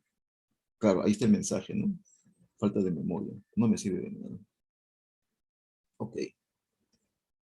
Listo, entonces. Lanzo y tampoco sale 6. Pero todavía tengo mis intentos, ¿no? Me quedan 3 todavía. Como si fueran penales, claro. Ahí está. Voy al tercer, voy al cuarto, hasta el cuarto no sale nada. Y quinto, claro, de repente con mucha suerte, sale el 6. Listo, aprobé el curso. ¿De acuerdo? Eso es lo que podría pasar. Repito, podría haber ocurrido al inicio, podría ocurrir al final, o de repente al final no sale nada todavía. Y debemos continuar. El mensaje es esto. Hay que tomarlo esto de acá, de forma desagregada. Es cierto, la probabilidad constante de en cada ensayo de sacar un 6 sigue siendo la misma. Perfecto. ¿Los ensayos son independientes? Sí. La información de que haya acontecido, de que no haya salido 6, ¿me sirve de algo? No, no te sirve de nada. ¿De acuerdo? Claro, eso es lo que dice el modelo teórico. Correcto. ¿Cuál es la probabilidad de sacar un 6? Por favor, alguien lo pueda decir. ¿Cuánto es la probabilidad de sacar un 6? Un Un sexto. 6. Un sexto. Es bien conocido eso. Es bien conocido. ¿De acuerdo? Entonces, ¿qué significa eso, jóvenes? Miren acá. Lo voy a hacer otra vez gráficamente, ¿ya? Me interesa solamente 2 resultados, ¿no? Que salga éxito o que salga fracaso. Pero el éxito buscado es un sexto. Es como una geométrica, ¿no? Y una vez más, voy a ponerlo así. Es como una geométrica, ¿ve?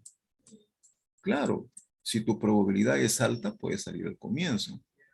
Si tu probabilidad es baja, por eso que hice este gráfico, ¿no? En el cual la barrita mayor estaba después de otra. Y eso puede variar, ¿de acuerdo? Pero si el dado es legal, mira, pongamos a pensar nada más, pongamos a pensar. Voy a exagerar, ¿ya? ¿Necesitaría 1.000.000 de lanzamientos para que salga el 6? Estoy haciéndolo por oposición nada más. Y nos damos cuenta de que no, si el dado es legal, no creo que se necesite 1.000.000 de lanzamientos para que salga 6. Ya, ¿se necesitará 1.000 lanzamientos? No, tampoco creo que no. ¿Se necesitará de repente 100 lanzamientos? Me parece que todavía no. Puede ser menos. ¿50? ¿Será suficiente de repente quizá 20? ¿O de repente 15? ¿O de repente 10? ¿Y qué nos dice la esperanza matemática? Ahí está, pues. La esperanza matemática nos provee información. Nos está diciendo que en promedio de lanzamientos requeridos para que salga tu famoso 6 será tanto, te dice. ¿No es cierto? 1 sobre P. ¿De acuerdo? ¿Correcto? Ojo, para el caso que estamos ventilando, ¿alguien me puede ayudar? Es un sexto. ¿Cuánto sería el promedio de lanzamientos para sacar un 6? ¿Alguien me puede decir? 6. 6, ¿se dan cuenta? No tiene que salir exactamente 6, pero la idea está por ahí. O sea que si hubieran dado 10 oportunidades, ten la seguridad que en un planteamiento así ya yo acepto, porque tengo las de ganar para poder aprobar un curso. Si es que hubiera sido eso la apuesta. Entonces, a eso voy, en el caso del amigo. Esos observadores que veían a otras personas jugar y no sacaban el premio, era simplemente un tipo de información, claro, desde el punto de vista teórico del modelo, que no ayudaba, pero de un sentido práctico, estaba haciendo referencia de que si no salen, la esperanza matemática te diciendo que tiene que salir, ¿no? En promedio. Claro, si siempre y cuando estuviéramos aludiendo a una máquina legal o justa, pero si está ya manoseada, no, pues no, cambia toda la cosa. Y por eso que observó que esos amigos que entraban en segundo plano ganaban. ¿Se dan cuenta? Ahí está el concepto, fíjense. Y él se jactaba, les comento, ese amigo matemático aprendió. Tanto así, y un día me comenta, mi compa en vida todavía, me comenta, ¿no? Mira, ayer he ido a jugar y siguiendo las pautas de los grandes jugadores, en ese entonces, claro, estoy hablando de hace muchos años atrás, se había ganado alrededor de 5.000 soles en una noche. Claro, eso es plata tiempo atrás, ¿no? ¿Se dan cuenta, jóvenes? Las probabilidades, en cierto modo, que ayudan. Pues. Si lo sabes, manejar bien los criterios. ¿De acuerdo? Ahí hay información, jóvenes. Aprovechen la información. ¿De acuerdo? Ok. ¿Ya? Muy bien. Acá, en este ejemplo, no hace sino ilustrar la aplicación de la distribución binomial según el tenor, ¿ya? Según el tenor. Según la manera como se especifica a la variable aleatoria, ¿ya? Por favor, lean el tenor. La probabilidad de recibir de manera errónea un bit enviado por un canal de transmisión digital es 0,1. ¿Qué me piden aquí calcular? Parte A, la probabilidad de que haya 15 bits correctamente transmitidos anteriores al tercer error. Anteriores al tercer error. ¿Ya? Siempre que tengamos un modelito, por favor, entiéndase los requerimientos, si es válido o no. Claro que aquí el autor ya pasa por alto eso porque supone pues que el lector ya domina, conoce, ¿no? Para alguien que recién está comenzando, diríamos acá hay muchas interrogantes. ¿De acuerdo? ¿Por qué tiene que ser definido un modelo de este tipo? En cierto modo, la variable aleatoria nos da alguna señal, pero no es contundente. Yo en su oportunidad les dije, ¿no? En los problemas, sí o sí los problemas describen a la variable, pero eso no significa que también mencione al modelo. El modelo ya se tiene que armar de acuerdo a la información que provea el problema. Porque recuerda, por ejemplo, cuando uno alude a una variable número de éxitos, hay varias distribuciones que pueden describirla. Tienes la binomial, tienes la distribución, por ejemplo, hipergeométrica, tienes la distribución de Poisson. ¿Correcto? ¿Cuál de ellas? Ah, ya, eso dependerá del problema. ¿De acuerdo? Ok, ¿ya? Muy bien, lo que hace el autor acá, definir una variable, número de bits correctamente transmitidos antes del tercer erróneo. Correcto. Significa que antes del tercer erróneo, este último debe considerar los éxitos, ¿no? ¿De acuerdo? Aquí están los éxitos involucrados, ¿ya? Ok. Y el número de bits correctamente transmitidos representa los fracasos. Aquí están fracasos, por un lado, y los éxitos, por otro lado, ¿no? Así lo quiere plantear el problema. ¿De acuerdo? A partir de ahí, justifiquen de manera rápida si es que efectivamente podemos modelizarlo a través de una distribución binomial negativa. Esta es la última rueda, jóvenes, ¿ya? ¿Alguien que desee participar y pueda describir cuáles son todos esos requerimientos para que valide al modelo? ¿Alguien desea participar? Ok, están sobrados, jóvenes. Que conste, joven. ¿Sí? ¿Quiere participar? Ya, a ver, dígame. A ver, lo escucho. Ujú. ¿Ya? Cuando diga independientes, especifique quién con quién o quiénes.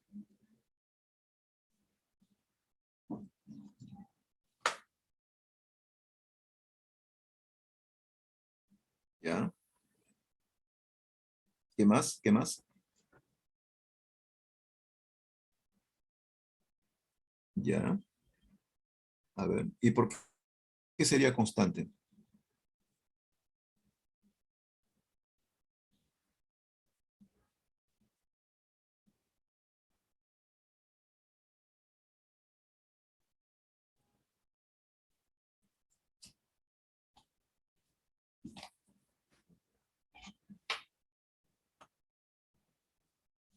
Ya.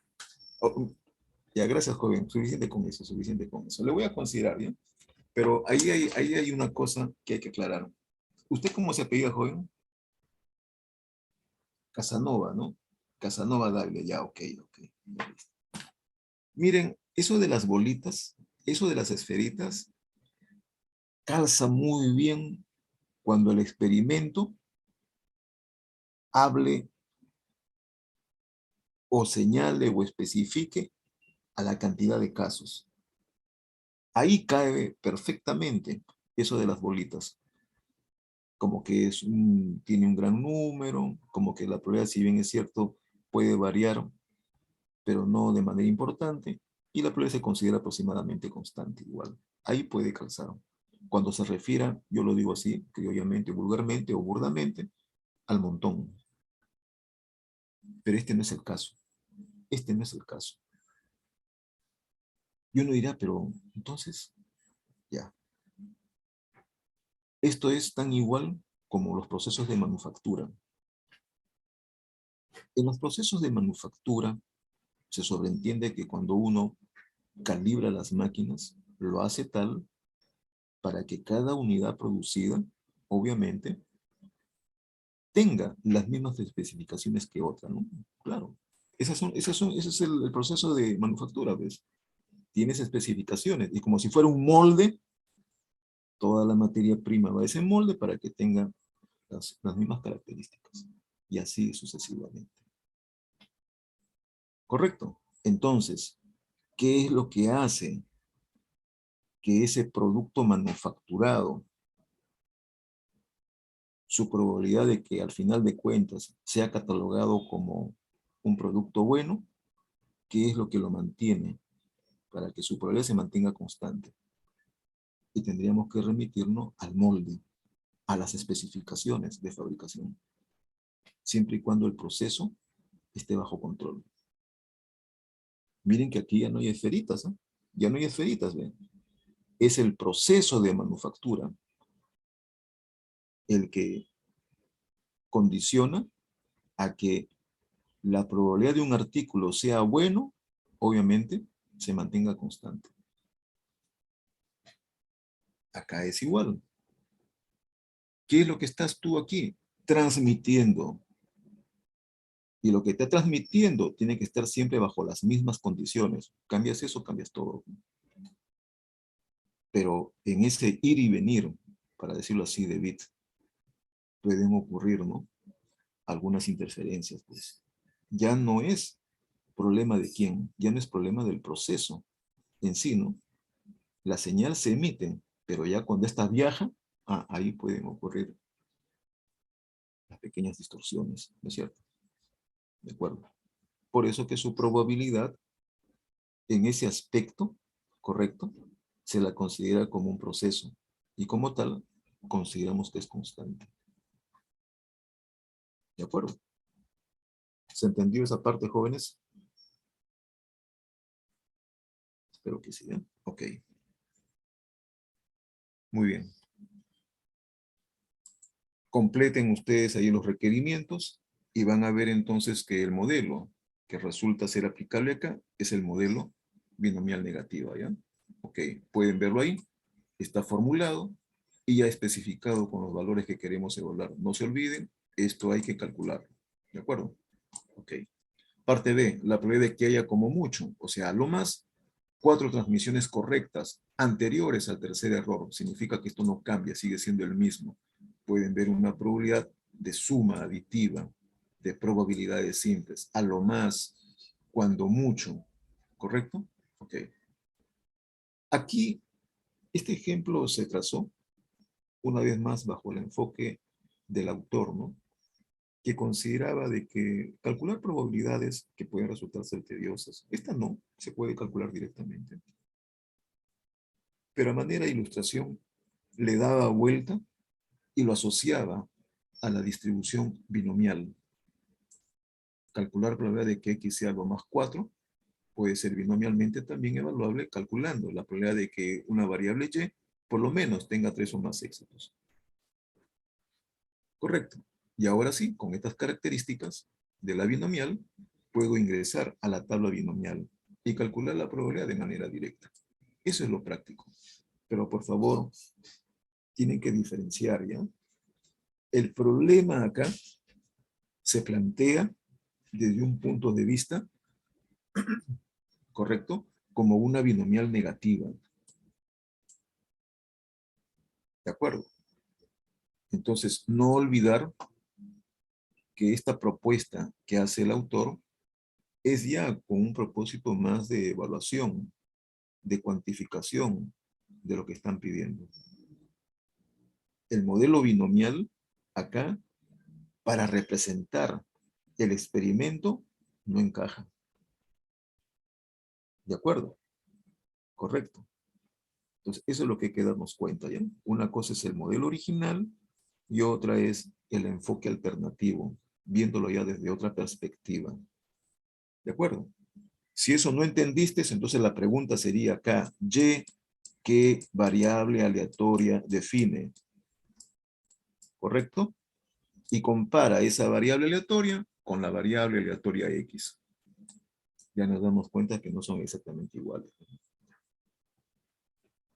¿De acuerdo? Ok.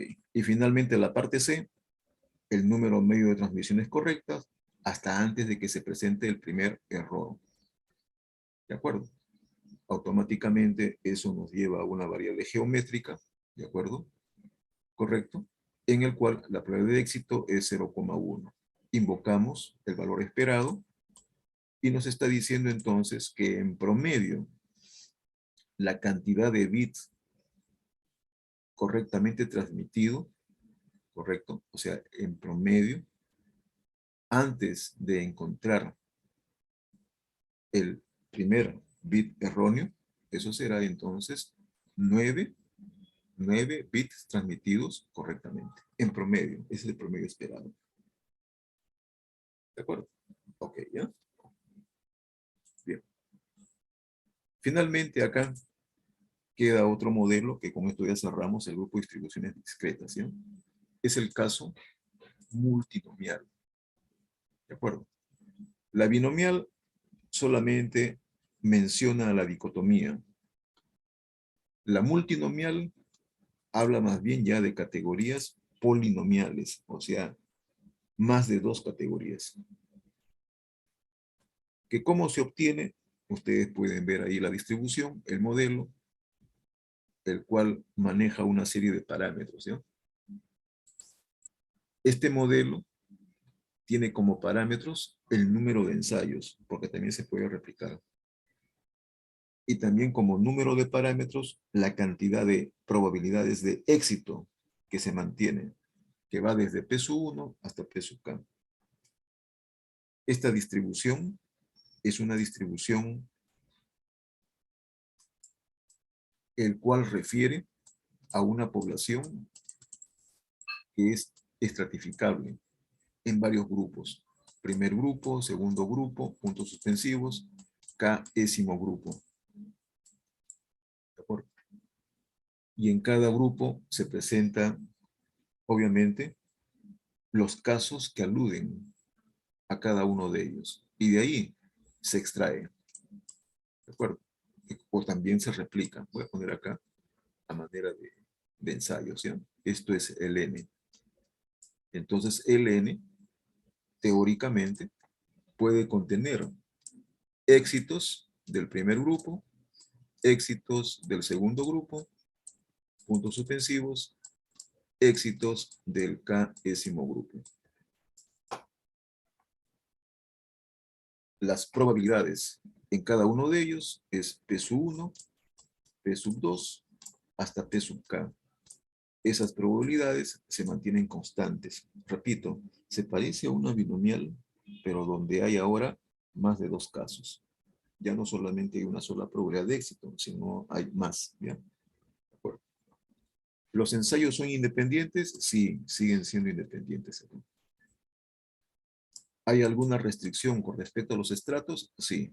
Llamemos pues el estrato 1, como ya hemos indicado, el estrato 2, el estrato K-ésimo. Condiciones, 2 estratos cualesquiera,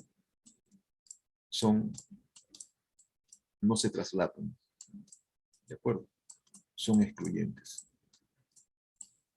Todos los estratos, la unión de todos los SUI, me da el espacio muestral. Son requerimientos. ¿De acuerdo? Otros más. La suma de todas las probabilidades debe ser unitaria. Y la cantidad de éxitos que pueda obtener yo en los ensayos, llamemos sumatoria de XY, eso debe corresponder al número de realizaciones que se den. ¿Cómo se llama el modelo que se aplica en una situación de este tipo? El modelo multinomial. ¿De acuerdo? Ok, hay que ver entonces si el modelo satisface todos estos requerimientos. ¿De acuerdo? Ok. La ilustración aparece a continuación. Voy a ponerlo acá. Aquí está. Pueden ver ustedes ahí. Hay una distribución empírica catalogada como frecuentista, en el cual se presentan diferentes grupos etarios y la proporción de casos para cada uno de ellos, ¿no? O sea, se refiere a la manera, de acuerdo al censo de 1980 en Estados Unidos, ¿de acuerdo? Para adultos, o sea, de personas de más de 18 años. Esto es el porcentaje de personas en cada grupo etario. Véanlo a esto como si fuera nuestro recinto, del cual seleccionamos, aquí está, una muestra de tamaño 5, ahí está el ND. Ok, listo. Me piden entonces que evalúe la probabilidad de que la muestra contenga una persona, una entre las edades de 18 y 24 años, dos entre las edades de 25 y 34 y dos entre las edades de 45 y 64. ¿Correcto? Acá hay un vector aleatorio. El vector aleatorio es un X, que lo puedo representar también así, donde X toma un valor particular, para diferenciarlo de otro, le ponemos su índice, coma, hay un X2, ¿correcto? Que también describe los casos que se pueden presentar para un segundo estrato y así sucesivamente, hasta un X5.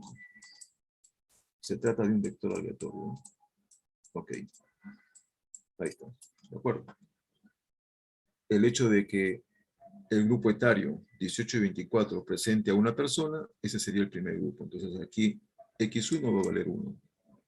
2 entre las edades de 25 y 34. Entonces aquí X2 va a ser 2. Y 2 entre las edades de 45 y 64. Estaría aludiendo como un X4, ¿no? Un X4 que no lo hemos indicado, pero su valor es 2. ¿De acuerdo? Pueden ver ahora acá, a continuación. Ahí aparece el modelo ya justificado, ¿de acuerdo? Y las probabilidades que uno quiere evaluar, ¿no? ¿De acuerdo? Ok. Este modelo, obviamente, así como está, tiene una aplicación bastante directa, ¿no? Variantes de este modelo pueden ser más laboriosos o más engorrosos también. Solamente para que lo piensen. ¿Cuál es la probabilidad que en la selección de personas, por ejemplo, para n igual a 5, haya personas que pertenezcan a dos grupos etarios? Y eso ya nos motiva que hay que ver de cuántas maneras, ¿no? 5 personas pueden estar distribuidas en dos grupos etarios. Y esos grupos etarios, ser el primero y el último, el primero o el segundo, o el primero con el tercero, o el primero con el cuarto, o cualquiera dos de los 5 que se tienen. Y para un caso particular de esos dos, variar el contenido de signo, porque podría haber una persona que pertenezca a un grupo etario y el resto en el segundo grupo etario, o viceversa. o cualquier otra combinación entre ellos. De esa forma, entonces, podemos observar que ahora es más engorroso, ¿no? Para decirlo así, ¿de acuerdo? O hay más casos que evaluar. Ok, bien. Estos temas, vean, son temas básicos, ¿ya? Lo pueden encontrar en cualquier libro básico, pero es muy importante que puedan ustedes lidiar con las ilustraciones o problemas que proponen los autores. Está el libro de Moya, está el libro de Máximo Mitak, está el libro de García Oré, hay otros textos que podemos encontrar también a la mano. ¿De acuerdo? Ok, ya. Con esto cerramos el grupo de distribuciones de tipo discreta para pasar luego ya a lo que serían los modelos de distribución de tipo continuo. Si hasta acá hubiera alguna consulta, este es el momento para que lo hagan. Ok, ninguna consulta. Muy bien, jóvenes, esto sería entonces por el día de hoy, ¿eh? Dígame. La prueba, la PC3, ¿hay fecha? La práctica 3 se toma en la 12ª semana. Contemos así de. ¿Cuándo ha sido el examen? ¿La semana pasada o antepasada?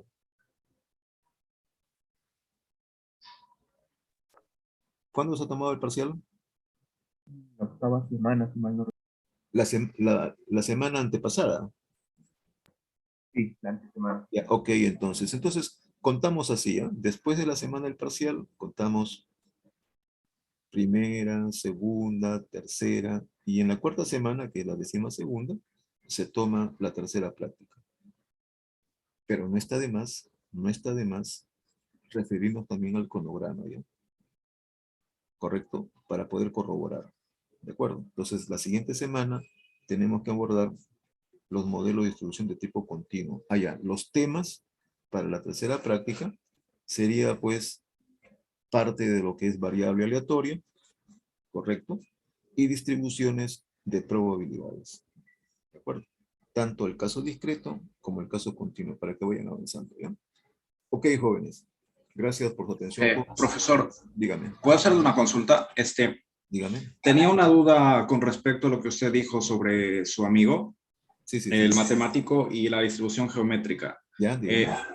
No estoy seguro de haber entendido, pero creo que mencionó que no puede haber infinitos experimentos de tirar la ruleta y ver si ganaste, algo así. Entonces, dígame. Como no hay infinitos, si quisiéramos graficar la distribución geométrica, tendríamos que cortarla en algún número, ¿no? Claro. Por eso que se lo representa algo así como, si fuera continua, digo, aunque es discreta, si fuera continua, sería algo asintótico, ¿no? ¿Ok? Claro, entonces en el caso discreto simplemente se lo representa hasta cierto valor, con una plea muy pequeñita para simplemente sugerir de que eso continúa, ¿no? ¿De acuerdo? Ok, ya. Siempre refiéranse al promedio. El promedio es un buen referente para sugerir la cantidad de casos necesarios a veces para obtener ya sea un éxito o los éxitos dados. Esa es la idea. Esa era la situación del amigo. Él quería saber, ¿no? Quería saber si habría alguna teoría que pudiera justificar su percepción, y lo hay, pues. ¿De acuerdo? Ok, jóvenes. Gracias por la pregunta. Muy bien, jovencitos. Nos vemos, ya que tengan buen día.